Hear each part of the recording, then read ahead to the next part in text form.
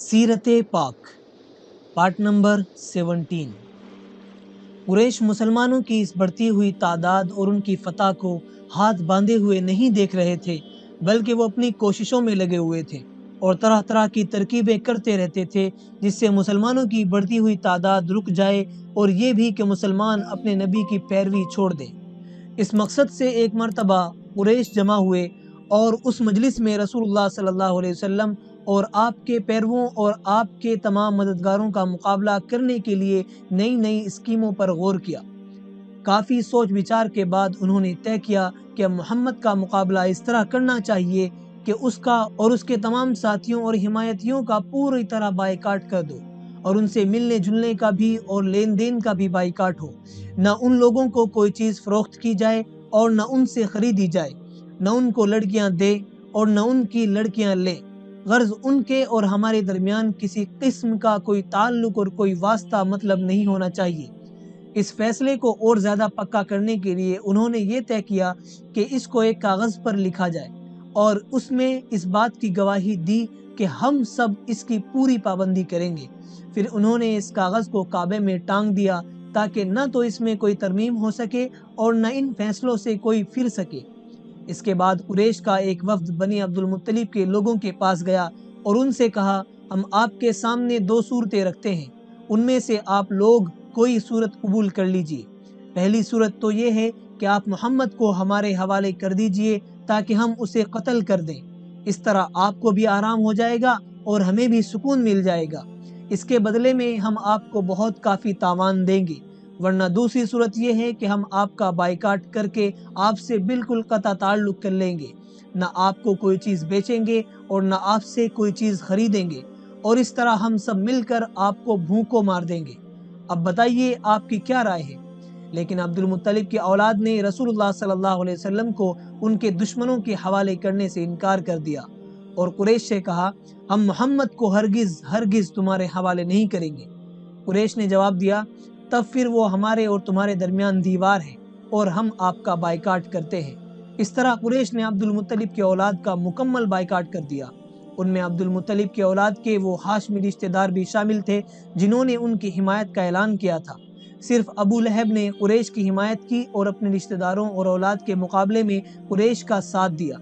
مسلمانوں کا مذاق اڑانے والوں اور ان کو گالیاں دینے والوں میں یہ سب سے آگے رہتا تھا، اور یہی سب سے پہلا آدمی تھا جس نے لوگوں کو مسلمانوں اور ان کے حامیوں سے پرہیز کرنے پر اکسایا اور انہیں مسلمانوں کے ساتھ خرید و فروخت کرنے سے منع کیا۔ اس طرح بنی ہاشم سارے مکے سے کٹ کر ایک گھاٹی میں قید ہو کر رہ گئے۔ ان میں سے کوئی شخص بھی کسی قسم کا معاملہ نہیں کرتا تھا، اور یہ لوگ سوائے ان مہینوں کے جن میں عرب ہر قسم کا لڑائی جھگڑا روک دیتے ہیں اپنی قید سے نہیں نکل سکتے تھے۔ چنانچہ صرف انہی محترم مہینوں میں رسول اللہ صلی اللہ علیہ وسلم اپنا پیغام لے کر لوگوں کے پاس تشریف لے جایا کرتے تھے۔ حاجی لوگ انہی محترم مہینوں میں مکے میں آ کر جمع ہوتے تھے۔ وہ مہینے ذی قعدہ، ذی الحجہ، محرم اور رجب کے مہینے تھے۔ مکے کے قریب تاجر لوگ اپنی دکانیں اور بازار لگاتے تھے۔ رسول اللہ صلی اللہ علیہ وسلم ان لوگوں کے پاس جاتے اور انہیں اللہ تعالیٰ کے دین میں بلاتے اور انہیں خوشخبری سناتے کہ جو آپ کی پیروی کرے گا ان کو اللہ تعالیٰ بہترین بدلہ دے گا۔ ساتھ ہی آپ صلی اللہ علیہ وسلم انہیں اس بات سے ڈراتے کہ اگر وہ آپ کی بات نہیں مانیں گے تو خدا انہیں سخت عذاب دے گا۔ اس قید و بند میں مسلمانوں نے بڑی بڑی مصیبتیں اٹھائی۔ بھوک پیاس جب حد سے بڑھ جاتی تو کیکر کے پتے کھا کر گزر کرتے۔ ان کے بچے بھوک پیاس سے بلبلاتے اور تڑپتے تو ان کی آواز باہر بھی جاتی۔ سنگ دل ان بلبلاہٹوں کو سن کر خوش ہوتے اور کہے لگاتے، مگر ان میں ایسے رحم دل لوگ بھی تھے جو اس ظلم کو پسند نہیں کرتے تھے۔ وہ لوگ ایسے میں ہنسنے والوں کو برا بھلا کہتے اور انہیں ڈراتے کہ کیا تم نے منصور ابن اکرمہ کا انجام اپنی آنکھوں سے نہیں دیکھ لیا؟ منصور ابن اکرمہ ایک قریشی رئیس تھا۔ یہ معاہدہ اسی نے اپنے ہاتھ سے لکھا تھا، اور خدائے پاک کی قدرت دیکھو کہ منصور نے جس ہاتھ سے یہ ناپاک دستاویز لکھی تھی وہ بالکل شل ہو گیا اور پھر کبھی اچھا نہ ہو سکا۔ اس حصار اور قید میں مسلمانوں نے جو مصیبتیں اٹھائیں ان کا اندازہ اس سے ہو سکتا ہے کہ حضور پاک صلی اللہ علیہ وسلم کے ایک صحابی حضرت سعد ابن وقاص رضی اللہ تعالیٰ عنہ ایک مرتبہ رات کے وقت اندھیرے میں کہیں جا رہے تھے۔ ان کا پیر کسی گیلی چیز پر پڑا۔ وہ اس قدر بھوکے تھے کہ انہوں نے فوراً اسے اٹھایا اور بغیر دیکھے نگل لیا۔ حضرت سعد ابن وقاص کا ہی ایک دوسرا واقعہ ہے کہ ایک مرتبہ رات کے وقت وہ پیشاب کے لیے نکلے، راستے میں اونٹ کی کھال کا ایک سوکھا ہوا چمڑا مل گیا۔ انہوں نے جلدی جلدی اسے دھو کر آگ میں جلایا اور پھر کوٹ کر اس کا سفوف بنایا اور پھر پانی کے ساتھ اسے پیا، یہاں تک کہ 3 راتیں اسی کے سہارے گزاری۔ اس بائیکاٹ کی مدت بڑھتی چلی گئی، لیکن بنی ہاشم اور بنی عبد المطلب نہایت ہمت کے ساتھ اس مصیبت کا مقابلہ کرتے رہے۔ انہوں نے رسول اللہ صلی اللہ علیہ وسلم کی طرف سے نہ کوئی غفلت برتی اور نہ آپ کو قریش کے حوالے کرنے پر تیار ہوئے۔ آپ کے چچا ابو طالب آپ کا پورا خیال رکھتے اور آپ کے ساتھ بے حد محبت سے پیش آتے۔ رسول اللہ صلی اللہ علیہ وسلم سوتے تو وہ آپ کے برابر لیٹتے تاکہ آپ کی حفاظت کر سکے۔ اگر کبھی کسی کام کی وجہ سے ان کو رسول اللہ کے پاس سے جانا پڑتا تو وہ اپنی اولاد میں سے کسی کو آپ کے پاس چھوڑ کر جاتے تاکہ وہ ان کی جگہ رسول اللہ صلی اللہ علیہ وسلم کی حفاظت کرتا رہے۔ جن کا بائیکاٹ کیا گیا تھا ان کے بعض رشتہ دار اور کچھ دوسرے لوگ ان کے ساتھ یہ ہمدردی کرتے تھے کہ چھپ چھپ کر ان کے پاس کھانا پہنچا دیتے تھے۔ اگر وہ لوگ ایسا نہ کرتے تو بہت سے لوگ بھوکے مر جاتے۔ ایسے ہی لوگوں میں ایک شخص حکیم ابن حزام تھے۔ وہ اپنی پھوپھی ام المؤمنین حضرت خدیجہ رضی اللہ تعالیٰ عنہ کے پاس خفیہ طریقے سے کھانا پہنچا دیا کرتے، جس کو حضرت خدیجہ رضی اللہ تعالیٰ عنہ لوگوں میں تقسیم کرا دیا کرتی تھی۔ اسی طرح ہشام ابن عمر ان قیدیوں کے لیے قریش میں سب سے زیادہ ہمدرد اور مہربان تھے۔ وہ اونٹ پر کھانا اور کپڑے لاد کر رات کے وقت اس گھاٹی میں لے آتا اور جب اس کے بالکل قریب پہنچ جاتا تو اونٹ آگے کی طرف ہنکا دیتا، چنانچہ اونٹ تمام سامان کے ساتھ ان مجبور لوگوں کے پاس پہنچ جاتا۔ جب قریش کو قیدیوں کے ساتھ ہشام کی اس ہمدردی کا پتہ چلا تو انہوں نے اسے بے حد تکلیفیں پہنچائی، مگر اس کے باوجود ہشام نے یہ سلسلہ بند نہیں کیا۔ ہشام ہی نے دوسرا کام یہ کیا کہ وہ زہیر ابن ابی امیہ کے پاس گیا۔ زہیر کی ماں عاتکہ عبد المطلب کی بیٹی تھی۔ ہشام نے زہیر سے کہا، زہیر، کیا تمہیں اس کا کوئی خیال نہیں ہوتا کہ تم تمام کھاتے پیتے ہو، پہنتے اوڑھتے ہو، اور وہاں تمہاری ماں کے بھائی بندوں کا یہ حال ہے کہ ان کے پاس نہ کھانے کو روٹی ہے اور نہ پہننے کو کپڑا ہے۔ خدا کی قسم اگر وہ لوگ تمہارے بجائے ابو جہل کی ماں کے رشتہ دار ہوتے اور تم اس سے اسی طرح ان لوگوں کا بائیکاٹ کرنے کے لیے کہتے تو وہ کبھی اس عہد نامے کی پرواہ نہ کرتا۔ زہیر نے جواب دیا، لیکن میں اکیلا آدمی کیا کر سکتا ہوں؟ خدا کی قسم اگر میرے ساتھ کوئی دوسرا آدمی ہوتا تو میں کبھی کا اس بائیکاٹ کو ختم کر چکا ہوتا۔ ہشام نے کہا، اور اگر تمہیں کوئی دوسرا آدمی بھی مل جائے تو؟ اس نے پوچھا، وہ کون ہے؟ ہشام نے کہا، میں ہوں۔ زہیر نے کہا، تب پھر تیسرے آدمی کی تلاش کرنی چاہیے۔ اس طرح ان دونوں آدمیوں نے مل کر فیصلہ کر لیا کہ ہم قریش کے اس عہد نامے کو ختم کر دیں گے۔ اس کے بعد وہ لوگ اس کوشش میں نکلے کہ کچھ اور لوگوں کو اپنا ہم خیال بنایا جائے۔ چنانچہ ان دونوں نے مطعم ابن عدی، ابو البختری ابن ہشام اور زمعہ ابن اسود کو بھی اپنے ساتھ ملا لیا۔ یہ سب قریش کے بااثر اور معزز لوگ تھے۔ ان سب نے متفق ہو کر فیصلہ کیا کہ ہم اس عہد نامے کو ختم کر دیں گے۔ اگلے دن صبح کو ہشام، مطعم، ابو البختری اور زمعہ چلے اور کعبے کے قریب پہنچے اور کعبے کے قریب قریش کی مجلس میں آ کر بیٹھ گئے۔ کچھ دیر بعد زہیر اٹھا اور پہلے اس نے کعبے کا طواف کیا اور پھر لوگوں کی طرف متوجہ ہو کر کہا، مکے والو، کیا یہ بات مناسب ہے کہ ہم لوگ کھاتے پیتے ہیں، پہنتے اوڑھتے ہیں اور ادھر ہاشمی لوگ تباہ ہوتے رہتے ہیں، نہ انہیں خریدنے کی اجازت اور نہ بیچنے کی اجازت؟ خدا کی قسم میں اس وقت تک چین سے نہیں بیٹھوں گا جب تک کہ اس ظالم عہد نامے کو پھاڑ نہیں دوں گا۔ اس پر ابو جہل فوراً اپنی جگہ سے اٹھا اور اس نے چلا کر زہیر سے کہا، تم جھوٹے ہو، خدا کی قسم تم اس کو نہیں پھاڑ سکتے۔ اسی وقت زہیر کے ساتھیوں اور حامیوں کی آوازیں بلند ہوئی، جنہوں نے اس تجویز کی تائید کی اور ابو جہل کی مخالفت کی۔ اب ابو جہل نے سمجھ لیا کہ سب لوگ پہلے ہی آپس میں طے کر کے آئے ہیں، اب میری بات نہیں چل سکے گی، اس لیے وہ دل ہی دل میں تاؤ پیچ کھا کر رہ گیا اور اسے خاموش ہوتے ہی بن پڑی۔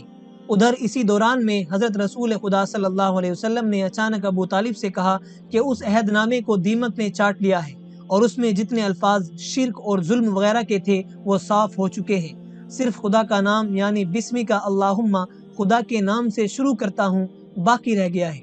ابو طالب کو یہ بات سن کر بہت حیرت ہوئی، مگر وہ رسول اللہ صلی اللہ علیہ وسلم پر پورا بھروسہ رکھتے تھے اور جانتے تھے کہ یہ کبھی جھوٹ نہیں بولتے، اس لیے انہیں یقین ہو گیا کہ یہ خبر محمد صلی اللہ علیہ وسلم کو ان کے خدا نے دی ہوگی۔ وہ چند ہاشمیوں کو اپنے ساتھ لے کر مسجد حرام میں پہنچے۔ یہاں قریشی سردار بیٹھے ہوئے تھے۔ وہ سمجھے کہ شاید یہ مصیبتوں سے گھبرا کر معافی مانگنے آ رہے ہیں، مگر ابو طالب نے ان سے یہ خبر سنائی اور کہا، لوگو، میرے بھتیجے نے آج ایسی خبر دی ہے، اس نے آج تک کبھی جھوٹ نہیں بولا، اور جو بات اس نے کہہ دی ہے وہ کبھی غلط نہیں نکلی، اس لیے بس اب فیصلہ اسی پر ہے کہ تم وہ عہد نامہ اتار کر لاؤ اور دیکھو، اگر محمد کی بات سچی نکلی اور اسے واقعی دیمک نے چاٹ لیا تو تم یہ ظلم و ستم ختم کر دو، اور اگر میرے بھتیجے کی بات غلط نکلی تو پھر میں اسے تمہارے حوالے کر دوں گا، چاہے تم اسے قتل کرنا اور چاہے زندہ رکھنا۔ ابو طالب کی یہ شرط سن کر قریش بہت خوش ہوئے، کیونکہ ان کے خیال میں یہ بات ناممکن تھی کہ خدا کے نام تو محفوظ رہیں اور ساری تحریر مٹ جائے، اس لیے انہوں نے جلدی سے وہ تحریر اتار کر دیکھی، مگر ایک دم ان کے منہ لٹک گئے، کیونکہ تحریر واقعی مٹ چکی تھی، صرف خدا کے نام باقی رہ گئے تھے۔ قریش لاجواب ہو چکے تھے۔ اس طرح یہ ظالم بائیکاٹ سن 10 نبوی میں 3 سال کے بعد ختم ہوا۔ قریش کا یہ عہد نامہ پھاڑ دیا گیا اور رسول خدا صلی اللہ علیہ وسلم اور آپ صلی اللہ علیہ وسلم کے ساتھی اس گھاٹی یا قید سے نکلے۔ رسول اللہ صلی اللہ علیہ وسلم نے فوراً ہی پھر تبلیغ کے لیے کوشش شروع فرما دی۔ رسول اللہ صلی اللہ علیہ وسلم کو اس بائیکاٹ کی مشقت اور سختی سے رہائی نصیب ہو گئی، لیکن دوسری سختی اور مشقت آپ صلی اللہ علیہ وسلم کا انتظار کر رہی تھی۔ وہ اس سے کہیں زیادہ سخت تھی، وہ یہ کہ اس رہائی کے تھوڑے ہی عرصے بعد ابو طالب بیمار پڑ گئے۔ ان کی بیماری بڑھتی گئی، یہاں تک کہ جب قریش نے سمجھ لیا کہ ان کا وقت آ گیا ہے تو ان سب لوگوں کو پھر یہ رائے ہوئی کہ وہ ابو طالب کے پاس جائیں اور ان سے کہیں کہ وہ محمد کے اور ہمارے درمیان کوئی فیصلہ کرا دے۔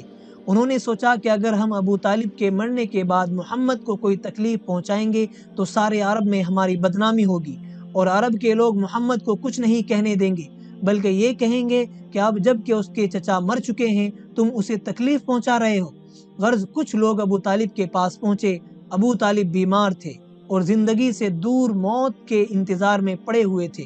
قریش کے لوگوں نے ان کے پاس پہنچ کر ان سے کہا، ابو طالب، آپ کو معلوم ہے کہ ہم لوگوں میں آپ کی کتنی عزت ہے، اس لیے اب آپ اپنے بھتیجے کے اور ہمارے درمیان انصاف کیجیے، اس سے کہیے کہ وہ ہمارے دین کو برا نہ کہے، ہم اس کے دین کو برا نہ کہیں گے۔ چنانچہ ابو طالب نے رسول اللہ صلی اللہ علیہ وسلم سے یہ ساری بات کہی اور آپ صلی اللہ علیہ وسلم کو سمجھایا کہ قریش کے لوگ یہ چاہتے ہیں۔ رسول اللہ صلی اللہ علیہ وسلم نے فرمایا، میں اس کے سوا اور کچھ نہیں چاہتا کہ یہ لوگ صرف ایک جملہ کہہ دیں۔ ان لوگوں نے پوچھا، وہ کیا جملہ ہے؟ رسول اللہ صلی اللہ علیہ وسلم نے کہا، لا الہ الا اللہ۔ وہ سب لوگ اسی وقت وہاں سے اٹھ گئے اور ایک دوسرے سے کہنے لگے، اس شخص سے تم کوئی امید نہ رکھو، تم لوگ سب کچھ کر چکے اور دیکھ چکے ہو۔